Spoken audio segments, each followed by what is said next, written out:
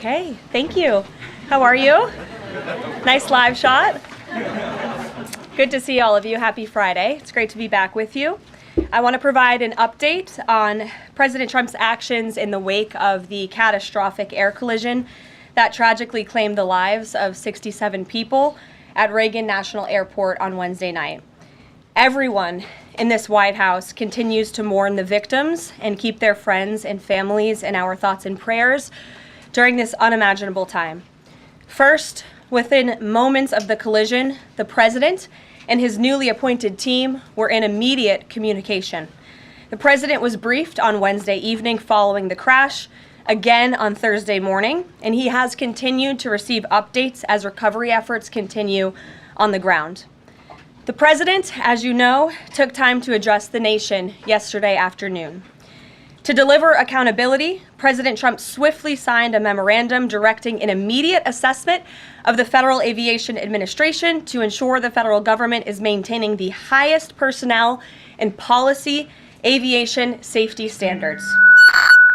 The memorandum directs the Secretary of Transportation and the FAA Administrator to immediately review all hiring decisions and changes to safety protocols made during the prior 4 years, and to take all necessary corrective actions to achieve uncompromised aviation safety. The review will include a comprehensive assessment and reversal of any deterioration in hiring standards and aviation safety standards and protocols during the previous administration. Aviation safety was addressed by President Trump before this tragic collision even took place.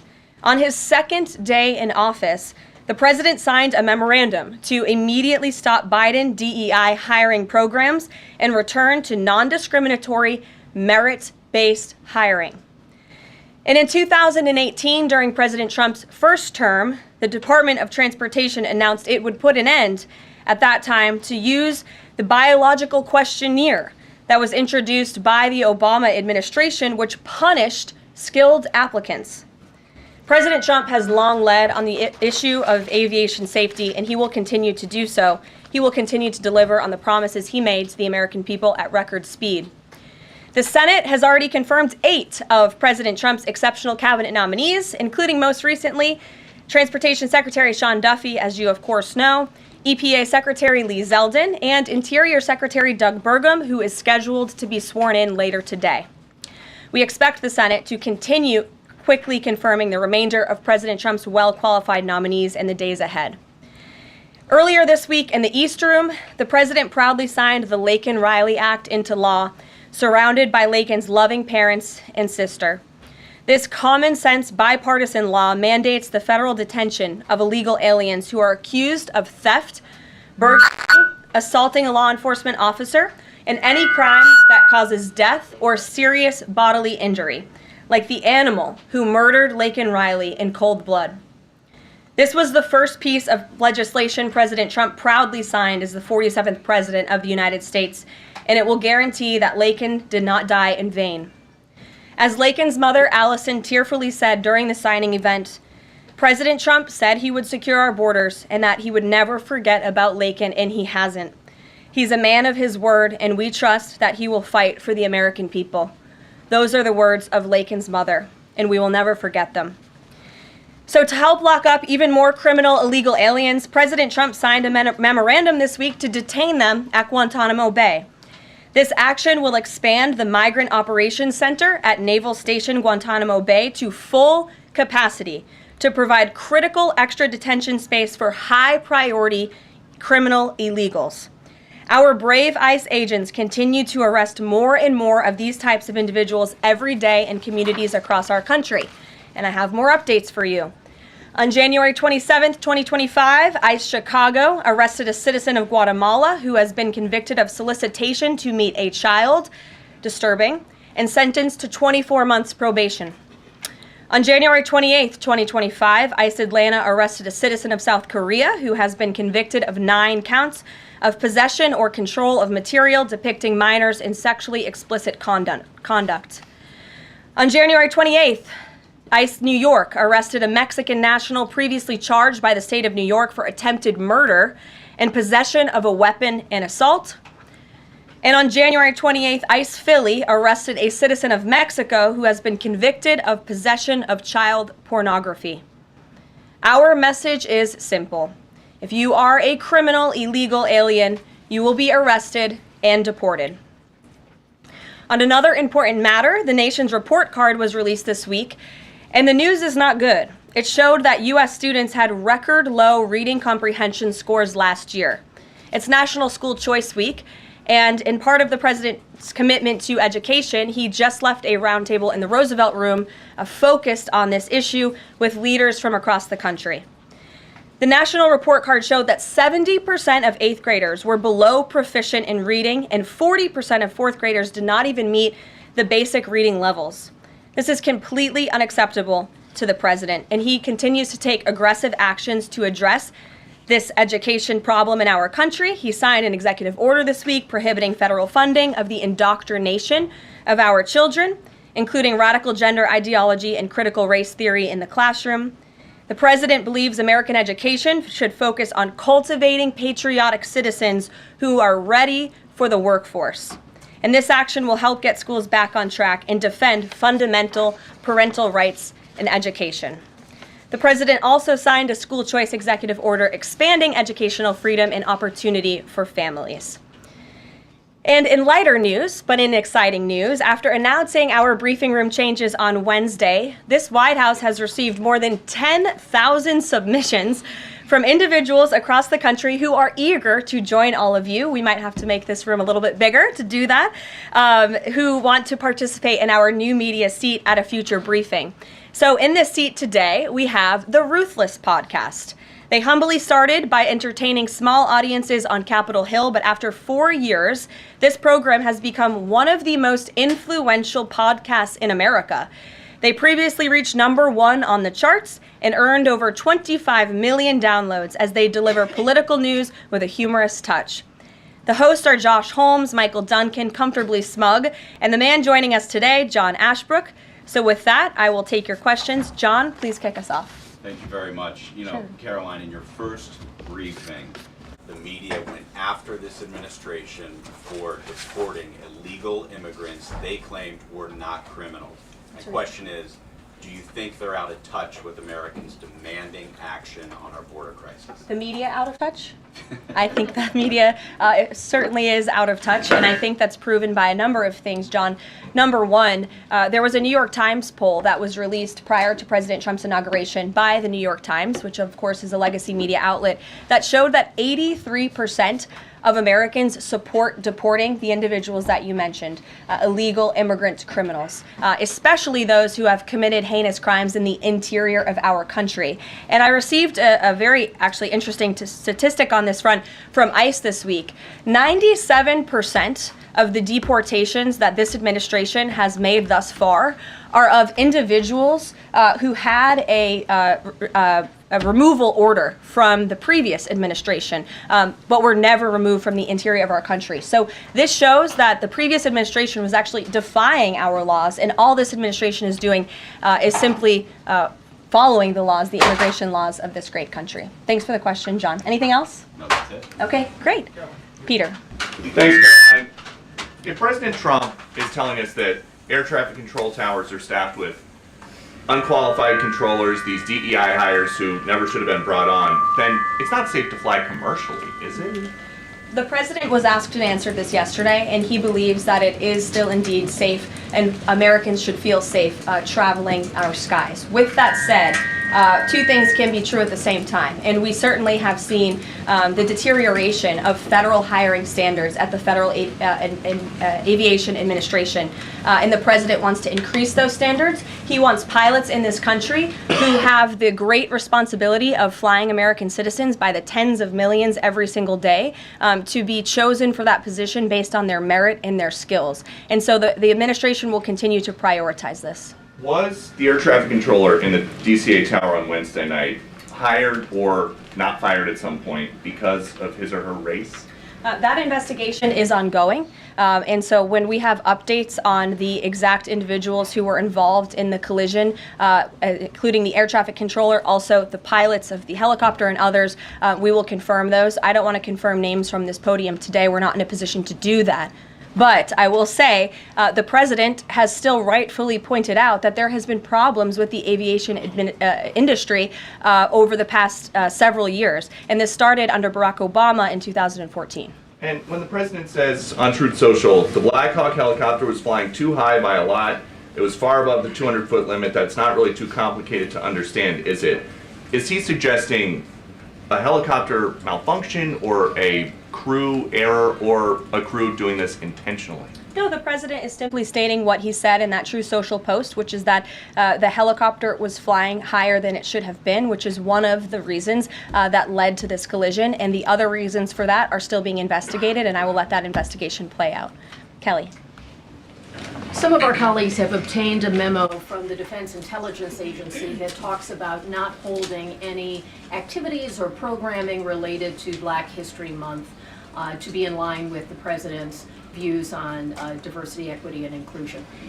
Does the president plan to have a proclamation about Black History Month? In his first term, each of the 4 years of his term, he did so and called on those in government to have programming activities and celebrations.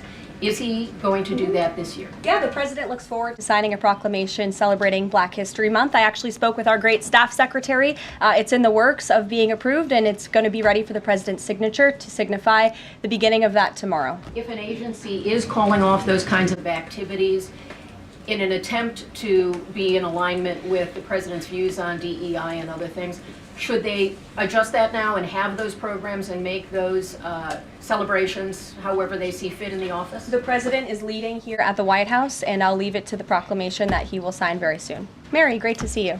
Thanks for having us. So I wanted to follow up on the gender executive orders you mentioned. First of all, we know that President Trump has taken a bunch of steps to protect children from irreversible transgender procedures.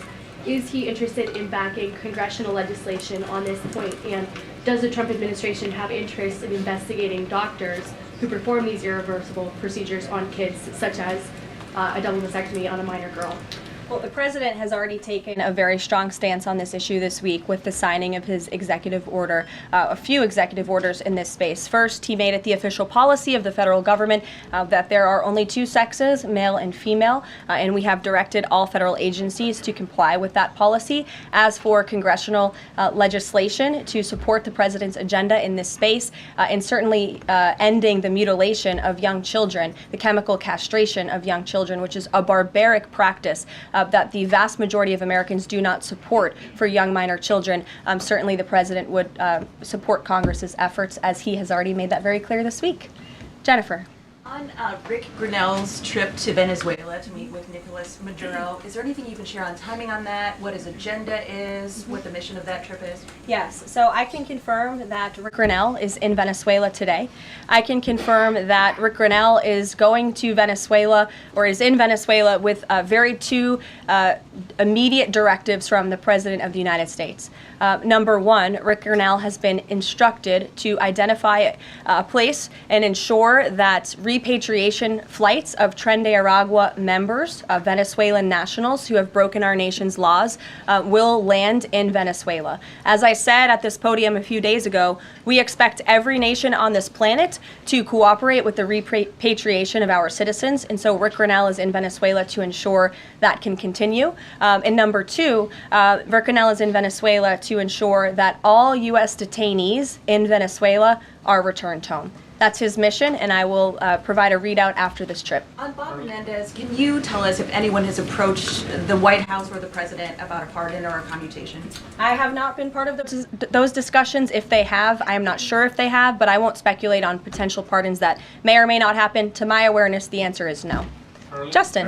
Hey, friends at Reuters are reporting that the president has made a decision on the Canada-Mexico tariffs, but that they won't actually be implemented until March 1st. I was wondering if you could confirm that and talk through some of the president's thinking there. I saw that report, and it is false. I was just with the president in the Oval Office, and I can confirm that tomorrow, the February 1st deadline that President Trump put put into place at a statement several weeks ago continues. The president will be implementing tomorrow a 25% tariffs on Mexico, 25% tariffs on Canada, and a 10% tariff on China for the illegal fentanyl that they have sourced and allowed to distribute into our country, which has killed tens of millions of Americans. These are promises made and promises kept by the president. The president yesterday said that last night he was planning to discuss whether an exemption would be made on oil imports. Do you have any information on what decision he made there, or will there be exemptions at all offered under this? I don't have an update or readout for you on the exemptions, but those tariffs will be for public consumption in about 24 hours tomorrow, so you can read them then. Stephen Nelson. Thank you very much, Caroline. I have 3 questions, if that's all right. I'd like to ask you about press freedom and then about 2 economic matters. Sure. On press freedom, on Tuesday, you announced plans to roll back the more restrictive press badge policy of the Biden White House. But there's a different anti-press freedom policy I wanted to ask about. The Biden White House adopted a mysterious pre-screening process for journalists allowed into large event spaces that in the pre-pandemic phase, first Trump term, were open to all journalists on campus. This effectively limited the diversity of reporters present and blocked the asking of questions that large segments of the American public wanted answered. As press secretary, can you commit to abolishing this mysterious pre-screening process? There were a lot of mysterious processes that my team and I have had to unravel over the past 2 weeks that were implemented by the previous White House and in particular the previous press shop here. And so I can commit to a greater access and transparency, which I believe we already have by ensuring that the 440 journalists whose credentials were revoked will be reinstalled. They will get their credentials if they wish to. We've also, of course, opened up a new seat to new media. And as far as open press events here at the White House, if we tell you it's open press, it's open press.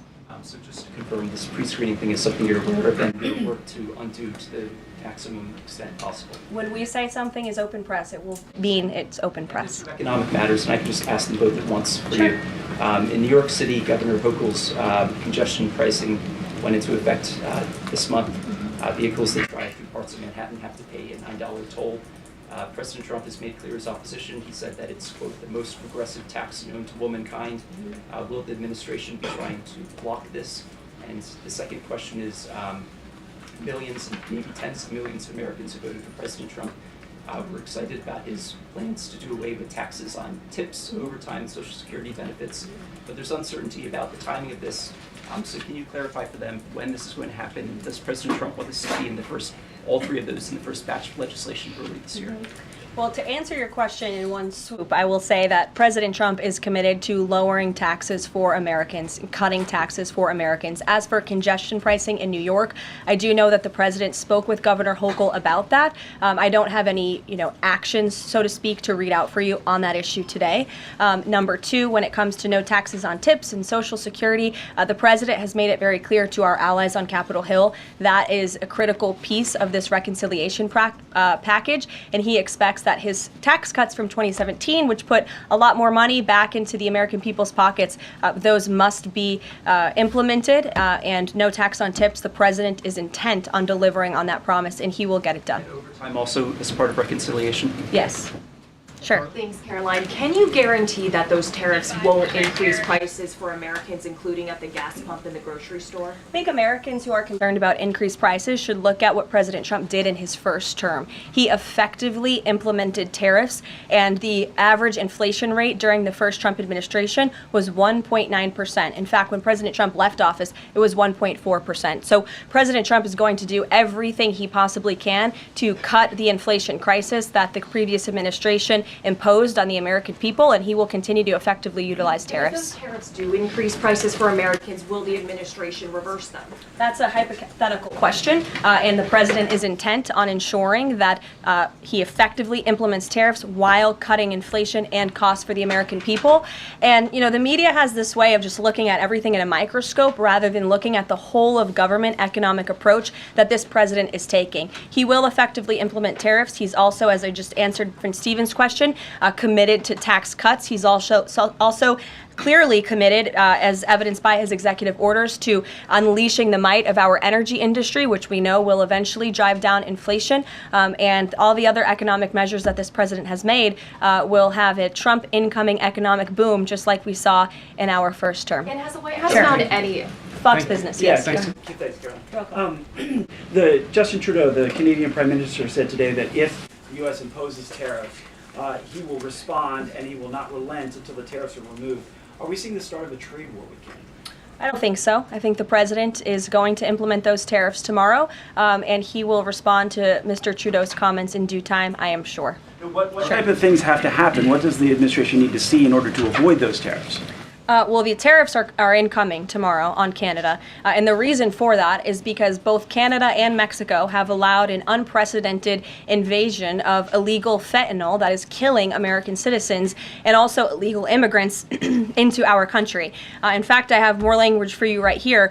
Canada, Mexico, and China, which, as I mentioned, President Trump will implement a 10% tariff on China, have all enabled illegal drugs to pour into America. The amount of fentanyl that has been seized at the southern border in the last 2 years alone has the potential to kill tens of millions of Americans. And so the president is intent on doing this, and I think Justin Trudeau would be wise to talk to President Trump directly before pushing outlandish comments like that to the media. If I may, one more. Yes, Lindsay. Go back to the plane crash for one. Let me go back to the plane crash for just 1 second. You're So the interrupting president- your colleague, but Oh, I'm sure. sorry. I thought you called on me. Just I one quick called on question. Lindsay. The president this morning said the Black Hawk helicopter was flying too high. I'm wondering if he's basing that on what he learned from investigators, and if you could offer a little bit more of a window into how he is keeping abreast of this investigation. Sure. Is the NTSB briefing him separately? Is he meeting in the Situation Room?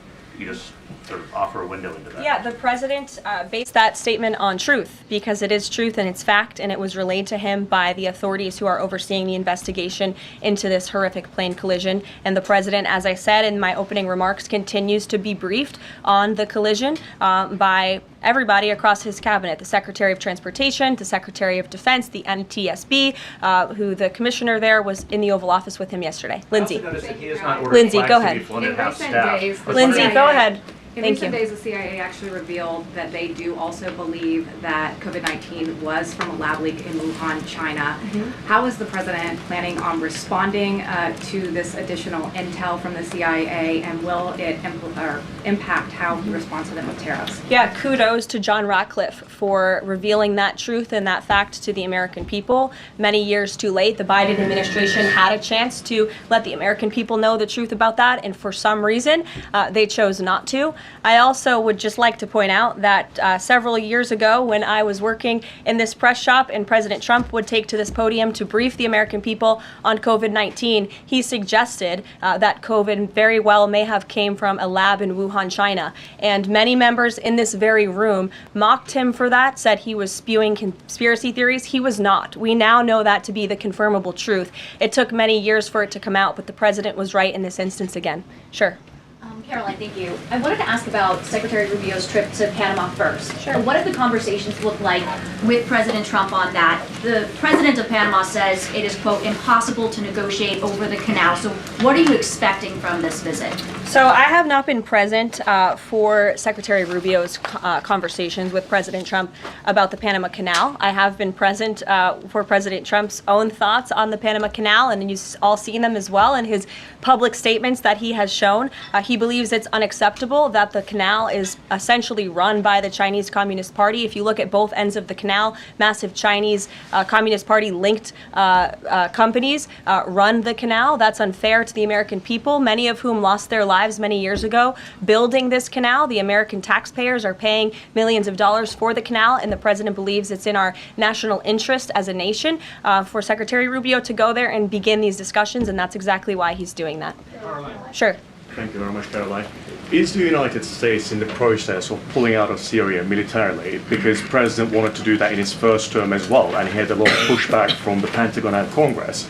And based on what he said yesterday, is he considering doing that in a short time? The president was asked and answered this question yesterday, and he, as the commander-in-chief of the United States military, reserves the right to review troop deployments overseas at any point in time. Is that a topic right now? Yes. Thank you. Two questions. So we now know that the staffing was not normal at the air traffic tower, and so with the government freezing the hiring of new federal workers and offering buyouts, are you not afraid that more incidents of different kind could happen with less staffing in different agencies? Well, the president is intent on ensuring that we are increasing staffing at these agencies, and that's why he signed a very strong executive order on his second day in office, immediately terminating DEI hiring practices at the FAA. He also, following the tragic crash, as you all know, in the Oval Office yesterday, signed a memorandum directing an immediate assessment of the FAA to ensure the federal government is maintaining the highest personnel and aviation safety standards. And I would also just say there's a cultural piece to this as well. If you are an American who has spent many years studying aviation and you graduate from school and you're an air traffic controller based on skill and merit, and then you apply for a job and you're forced to fill out a biographical questionnaire asking you the color of your skin and asking you where you're from in details that aren't relevant at all to the job description, I think that deteriorates the morale of people in this industry. And if you talk to people in this industry, they'll tell you that. In fact, many of them filed a lawsuit against the FAA a couple of years ago under Joe Biden's administration because they were denied positions because of this DEI hiring practice that was putting identity politics over merit and skills. That's unacceptable. And I think just to put a fine point on this, because this is the third or fourth question I've answered on this subject, when you are flying on an airplane with your loved ones, which every one of us in this room has, do you pray that your plane lands safely and gets you to your destination, or do you pray that the pilot has a certain skin color? I think we all know the answer to that question, and as President Trump said yesterday, it's common sense. Rob Crilly. Yeah, I'd just like to follow up on that last question, actually. Has there been any sort of assurance from the FAA that they will immediately improve staffing levels, given the reports of not normal staffing levels on Wednesday? Oh, absolutely. You had Secretary Duffy here yesterday at the White House at this podium saying that he is on it, and we can all trust that he definitely will be. John Decker. Thanks a lot, Carol. You called on me, right? Yes, I did. Thank you very much. As long as your name's still John Decker. It is, absolutely. Thank you. The president's meeting today with the founder and CEO of NVIDIA. What is that meeting concerning, and who sought that meeting? I don't have details on this. It's a private meeting. It will take place at 2:30 p.m. I'll try to get there in time, and I can let you know after. How's that? On Guantanamo Bay, can you give more details about setting up that detention facility at Gitmo? How will that come about? What's the timing in terms of standing it up?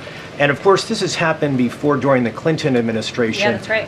Detainees of Cuban and Haitian descent were both detained at Guantanamo. Are you looking at that model in setting up this detention facility? Secretary Hegseth, I believe, was on television this morning answering this question, and he said that the Department of Defense is already on it. He has directed his agency to ensure that Gitmo is increasing their capacity for beds, and that's exactly what President Trump's executive order did. It directed Secretary Hegseth and also Secretary Noem to expand the Migrant Operations Center at the Naval Station to provide for this extra detention space. And as Secretary Hegseth confirmed this morning, that operation is underway. Sure. Caroline, on the tariffs, can you clarify whether those will actually be going into effect tomorrow, or Yes. whether there might be some lead time? Yes. And are those, they will be going into effect tomorrow? Correct. And are those meant to be in place long-term, or is there a scenario in which Canada, Mexico, and China can offer concessions and then they would be removed? At this point, the president has made it very clear those tariffs are going to be implemented and in effect. If the president at any time decides to roll back those tariffs, I'll leave it to him to make that decision. But starting tomorrow, those tariffs will be in place. Sure. Thanks, Caroline. Yes. Can you confirm a report by our friends at the Daily Mail that the British Prime Minister Keir Starmer is going to be visiting the White House in February? And also, if I may, do you have any more details on Netanyahu's visit here next week? Sure. I have not seen that report about the Prime Minister. I can go check back with our friends at the National Security Council and get back to you on that. I can confirm that Prime Minister Netanyahu will be here on Tuesday, February 4th, for a working meeting and visit with the President. And I'm sure you will all be here, very excited to cover that visit. Sure. Daniel. Thank you, Caroline. You're welcome. Back on the Guantanamo Bay subject specifically, obviously, why does the president feel like that's the best location or a good location to make sure that Americans are safe from violent, illegal migrant crime? Well, it's a really good question, and the memorandum that he signed, the order that he signed, builds on his previous executive actions, obviously, to secure our southern border and deport illegal criminals from the interior of our country. We know that we have an issue with detention space here in the interior, which is a big reason why Congress needs to pass this reconciliation package as quickly as possible to ensure that DHS and ICE have the funding they need to detain these individuals that the administration is very swiftly rounding up and deporting, arresting and deporting these illegal immigrant criminals. And so the president feels it's an appropriate place. Taxpayers are already funding it. The space is there. Why not use it? And the Secretary of Defense, as I said, is working on that as we speak. Sure. Caroline, yes. Thank you so much for having me here answering a question. So I want to talk more about the success that ICE is having finding these violent criminal aliens, some of them being sexual predators. But my friend Ben Bergquam reports that the Chicago mayor and the Illinois governor are preventing ICE agents from going into jails and prisons to enforce detainers against illegal aliens. In Maryland, the Attorney General has also put out a memo hindering local police cooperation with ICE. Does the administration have any comment on leftist state and local officials defying ICE and Trump's deportation efforts? Yeah, I think it's very interesting that Democrat officials in these cities who have been completely overrun and overwhelmed by illegal immigrant criminals would refuse support and help to cure this problem that has especially taken over their cities. I guess they don't want to admit they've been wrong with their sanctuary city policies. I'm not sure. You'll have to ask them about their intentions, but they would be very wise to comply with this administration because this administration is hell-bent on enforcing our nation's immigration laws, and this administration will continue to arrest and detain and deport illegal migrant criminals. And what we won't do is defy our nation's immigration laws like the previous administration, who had these orders of removal on illegal immigrants across the country and were refusing to execute on them. We will continue to remove illegal criminals from our nation's interior. Are these sanctuary city leaders, are they violating the law? I would certainly think so. I have to check back on which specific law they're violating, but certainly if they're not enforcing our nation's immigration law, sounds like they are breaking the law. And I would also add that their constituents don't approve of that. You've seen residents in Chicago show up at their city council meetings infuriated with their leadership in that city because they are working very hard to provide for their families. They want public safety and law and order, and their officials have abandoned those very basic American principles in these cities. And the American people want law and order. It's, again, an overwhelmingly popular policy to deport illegal criminals from our nation's interior, and this administration will continue to affect that goal. Sure. A question on Colombia. We just interviewed Colombian President Gustavo Petro, and he insisted that he's not going to take any Colombian deportee from the U.S. if they arrive in South America handcuffed. How this administration responds to that? When did the Colombian president make those remarks? During an interview with us at Univision. Well, I will share those with the President of the United States, and I will get back to you on his response. What happens if Nicolas Maduro? Caroline, there are more than 150,000 disabled Americans who are working today. The president talked a lot yesterday about hiring the best and the brightest to work in the federal government.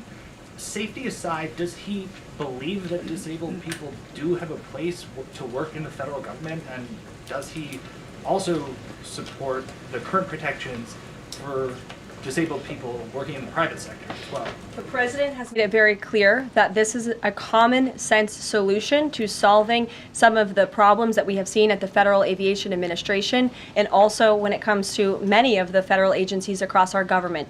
People should not be hired based on their disabilities, based on their skin color, their gender, their race. None of that matters. What matters to this president and this administration is how well you can do your job, and the American people agree with that sentiment. So it's about competence, skill, and merit. And so the president is focused on ensuring that the most competent individuals, the best and the brightest in this country, are in positions in this federal government, especially when it comes to public safety.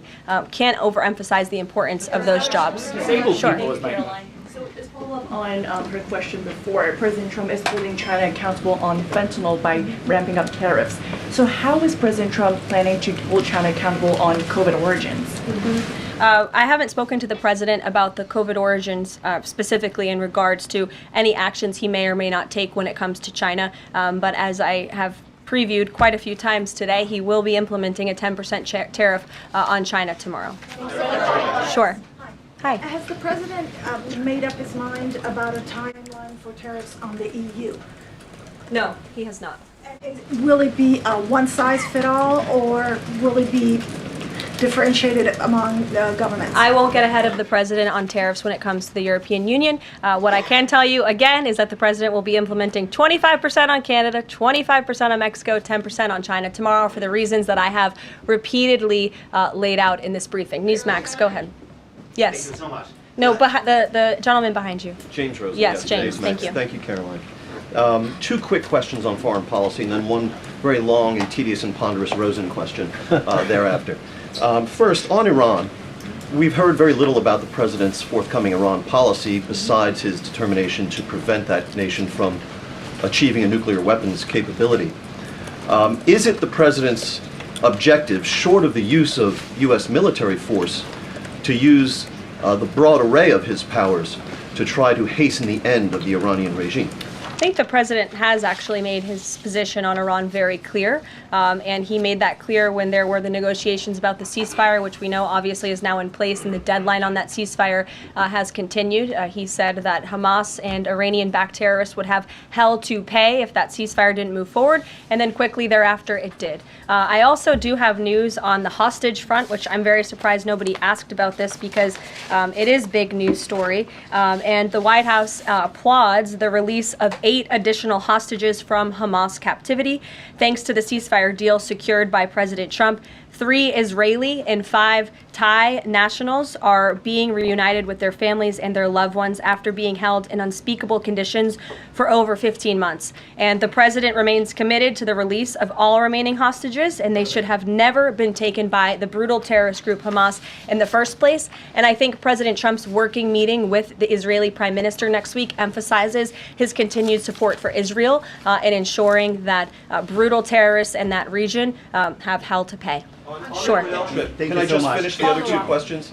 Sure. I know you want the long, ponderous Rosen one. But first, on the Grinnell trip, as you know, under the previous administration, the U.S. recognized the opposition candidate in last year's elections, Edmundo Gonzalez, now exiled, as the legitimate president of Venezuela. Does the president's dispatching of Ambassador Grinnell to negotiate directly with President Maduro today mean that the U.S. now officially recognizes President Maduro as the legitimate president of Venezuela? Absolutely not. As I made it very clear, former ambassador and now special envoy Rick Grinnell is going to Venezuela with 2 very clear directives. Make sure that Tren de Aragua members, of which there are 400 currently in custody, are repatriated back to Venezuela, and that all United States detainees return home. Thank you very much, guys. Just on the president's use of language in this room yesterday, Sure. and without seeking to cast myself as some kind of moral exemplar because it's rather late in the day to try. Nonetheless, this was an event yesterday that began with a moment of silence for the victims of the air crash and the president's own invocation of, quote, a loving God.